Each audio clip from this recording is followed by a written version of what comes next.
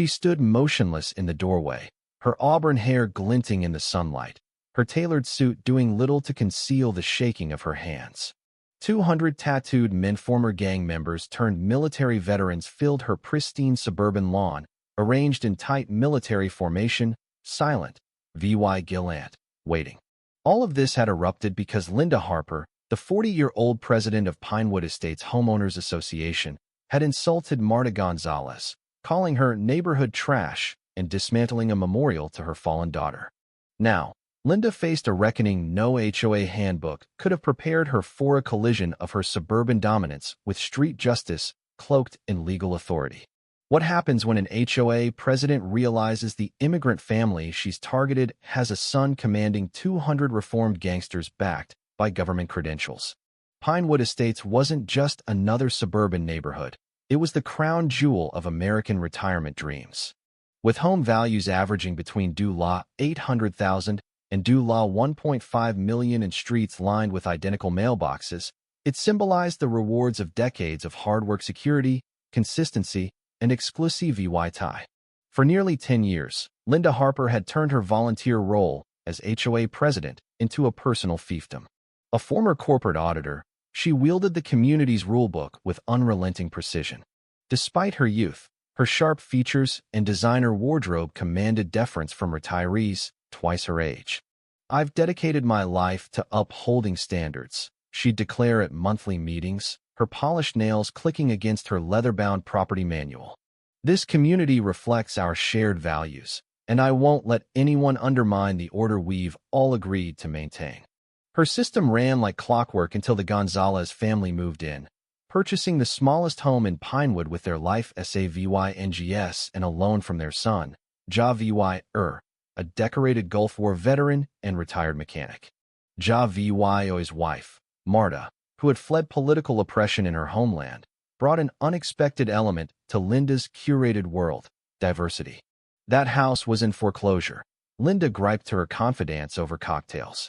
The bank should have screened buyers more carefully. There goes the neighborhood. What Pinewood's residents didn't yet know, what would soon unravel their comfortable lives, was that the Gonzalez family had ties reaching far beyond their quiet street, connections that would reshape their community in unimaginable ways. The trouble started with something sacred, a modest memorial garden Marta tended in their backyard, partially visible from the street. It honored their daughter, Sophia, who had succumbed to cancer during her Army Ranger service. Colorful ceramic figures, candles, and marigolds framed Sophia's military portrait, a cultural tribute to fallen heroes. Within 48 hours, the first violation notice arrived. Section 8, Paragraph C prohibits unauthorized structures and unapproved landscaping. Linda had scrawled in red ink. Remove immediately or face escalating fines starting at $100 per day. Ja still in his mechanic's jumpsuit after work, walked 3 blocks to Linda's house, holding Sophia's photo and bronze star. "Ms. Harper," he said politely from her porch, "this garden is for our daughter, who died serving this country. Maybe there's an exception for memorials." Linda barely glanced up from her phone. "I don't care if she was a general's kid," she snapped, handing back the photo. "Rules are rules. Remove it by Friday or pay the fines." When the garden stayed, Linda intensified her crusade. She photographed it daily from every angle, shamed the family at an HOA meeting, and, while the couple attended church, ordered workers to uproot a rosebush Marta had planted from Sophia's funeral clippings. The confrontation that followed was caught on multiple neighbors' security cameras. Marta, still in her Sunday dress, approached Linda at the community mailboxes. "You destroyed her favorite flowers," she cried, clutching wilted rose stems. "How could you ruin a memorial for our child?" Linda's reply, loud enough for all to hear, ignited the firestorm. "Maybe in your country, people bend laws when it suits them," she sneered through her designer glasses. "But this is America. If you can't follow our rules, go back where you came from." Unseen by Linda, Henry Larson, a retired state judge next door to the Gonzalezes, recorded every word on his phone. His son worked for the Department of Justice's Civil Rights Division. "The notices will continue until you comply," Linda added, turning away. "This neighborhood has standards set long before you showed up."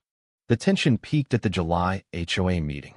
Marta stood before the board and 24 residents, clutching Sophia's portrait in metal.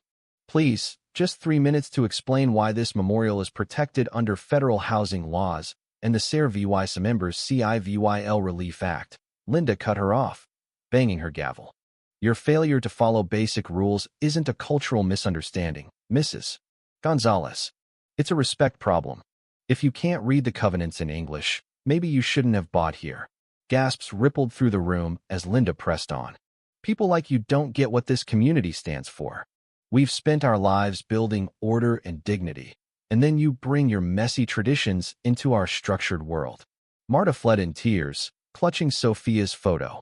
Javier followed, his stance rigid with the dignity of a man who'd faced worse but never expected it here. At the door, he turned. My daughter died for this country, he said, voice cracking. She believed in an America that respected everyone. I wonder what she'd think of how you honor her sacrifice. For the first time, unease flickered among the board. Dr. Robert Klein, a retired dentist who rarely opposed Linda, spoke up. Linda, that trash remark was out of line and possibly illegal.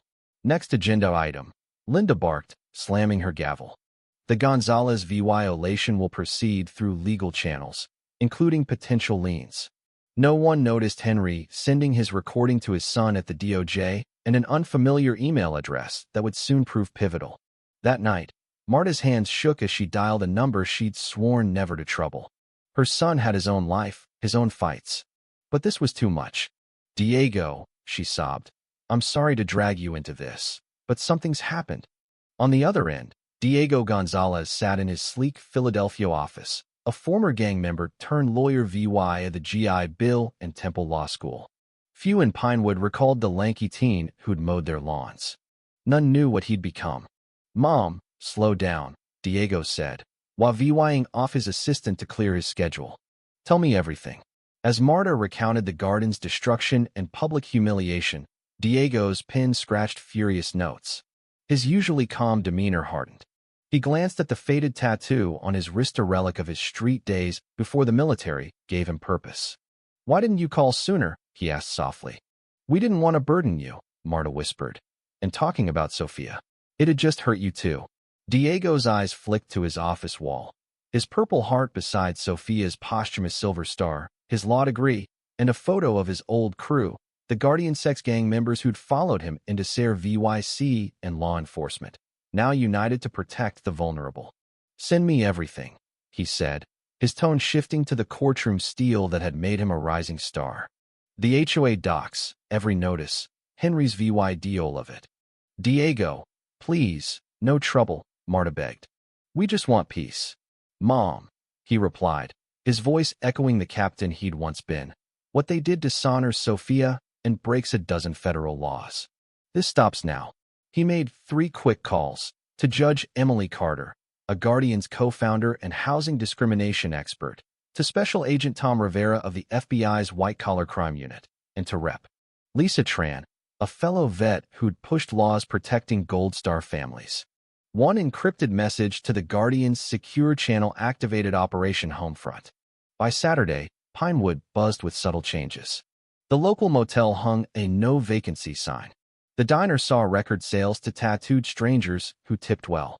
Gas stations filled with custom cars bearing Latino gang markings. At the community pool, whispers spread about SUVs and lowriders at the county line, some snapping photos of Linda's house and the HOA office. I heard it's a Latino gang, Ellen Brooks murmured to her husband by the pool. Maybe we should call the cops. For what? Henry Larson interjected, easing into the water. No laws broken, just people passing through. Addressing the growing crowd, he added, I've lived here since day one and never questioned Linda. But what she said to the Gonzalezes crossed every line of decency and maybe the law. He played the VY Deo, letting Linda's words sink in. Did you know Marta tutors kids at the community center where Sophia volunteered? Or that Javier fixes cars for widows on weekends? They live the values we just preach. Paul Evans, a retired principal, shook his head. I had no idea they lost a daughter in SARE VYC. Linda made it sound like they were just rule breakers. That's the issue, Henry said. We've mistaken rules for righteousness too long. A text interrupted them. An emergency HOA meeting Sunday at noon to address covenant violations and security concerns. She's going to EVYCT a Gold Star family. Dr. Klein realized aloud. Linda, obli VYS to the storm brewing, spent Saturday drafting EVY tie-in papers, citing persistent violations. Sunday would cement her control. She didn't notice the black SUV with government plates parked nearby, Judge Carter inside, photographing her VY sighters for a mounting legal case. The sheriff fielded calls about Latino gang members, but stayed calm. No laws broken. We're watching. He didn't mention Diego's courtesy call not as a DOJ official, but as the ex-leader of the East Side Guardians, a crew turned justice advocates with federal backing. Sunday morning broke still and tense. Linda donned her sharpest gray suit, ready to assert dominance. She checked it and froze. A convoy of SUVs, lowriders, and sedans rolled into Pinewood. Out stepped over 200 Latino men tattooed, shaved heads, gang symbols on their clothes and skin. Though now veterans and law enforcement, their street-hardened aura remained. They fanned out with military precision, their vehicles blocking exits.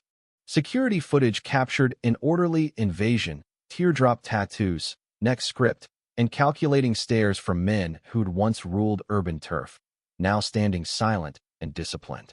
At the center, Diego emerged from a government-plated SUV, his suit clashing with the street soldiers' deference. Beside him stood Judge Carter, who defended many of these men in their youth. The Guardians, some flashing badges alongside Gang Inc. formed a wall of controlled menace. Linda's camera caught her shift from irritation to dread as they filled her lawn, silent and waiting. "Good morning, Ms. Harper," Diego said, handing her his card.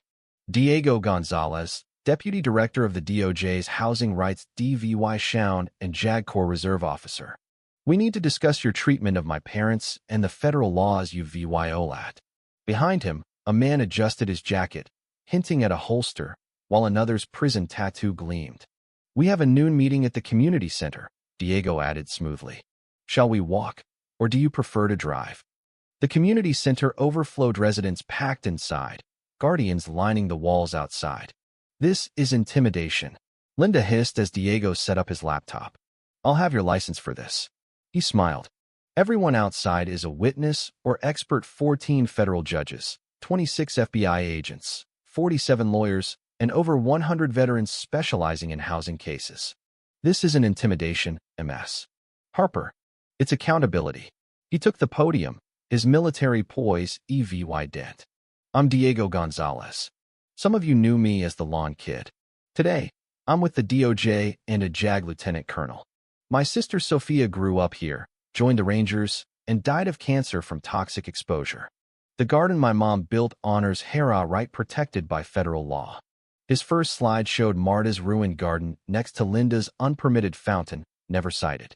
Federal laws like the Fair Housing Act and Gold Star protections override HOA rules, Judge Carter interjected, standing.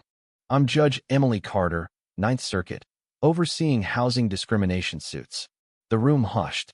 Diego's next slide revealed bank records. "We uncovered something worse. Linda Harper has embezzled due law $1.2 million from your HOA over 5 years, fake landscaping deals, padded security contracts, ghost charges. Each of you lost about due law $6,000. Agent Rivera flashed his FBI badge. "We've tracked this across counties for months." Linda lunged for the laptop, but 2 Guardians federal marshals blocked her. "You have no authority," she yelled. "We do," Diego said, gesturing to the tattooed men flashing credentials. "The streets taught us loyalty. The system taught us justice." Board members confessed. Dr. Klein admitted Linda blackmailed him over his son's DUI. Others revealed her threats and selective enforcement. Henry played recordings of Linda targeting neighborhood character legal code for discrimination. Judge Carter confirmed. Fines hit minority homeowners triple the rate of white ones. Then Ellen Brooks, Linda's ally, stepped forward, tears falling. "She con VY and said me the Gonzalezes threatened our way of life. I watched Marta pray at that garden and stayed silent when it was torn up. I was afraid of Linda, not them." She handed Marta a box of salvaged ceramic figures, Sophia's last gift. "I'm so sorry.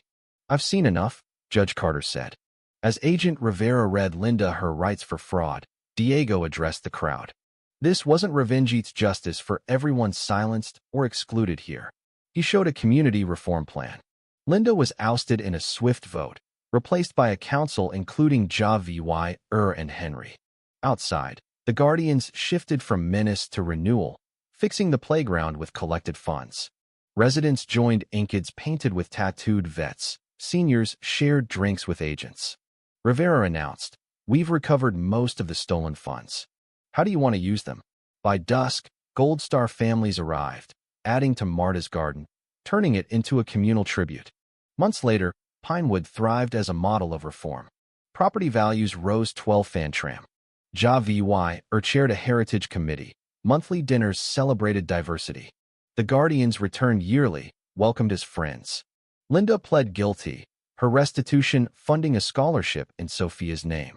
At the garden's anniversary, Marta touched the marble monument listing Pinewood's SARE VYC members. Sophia fought for people caring for each other, she said. Henry, on NPR, reflected, "We mistook sameness for strength. True security comes from community, not exclusion." As the Guardians rolled in, greeted with cheers, Diego hugged his parents. Sophia defended dignity, he said. It took 200 ex-gangsters with badges to remind us what that means. Marta smiled at the garden, now the heart of a reborn neighborhood. Justice isn't just Rolsit's neighbors standing together.